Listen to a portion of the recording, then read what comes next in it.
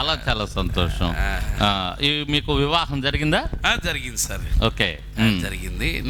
ఎలా ఎలా ఈ వివాహం ఎలా జరిగింది? ఎవరు?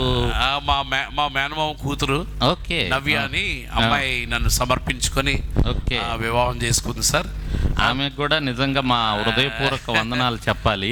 తన్ని కూడా చాలా మంది అన్నారు, కళ్ళు లేని గుడ్డోడిని ఎందుకు చేసుకుంటావంటే ఆమె చెప్పింది, ఆయనకి కళ్ళు లేవు, నాకు కళ్ళు ఉన్నాయి, నా కళ్ళుతో మేమిద్దరం దేవుని సేవ చేస్తామని చెప్పింది.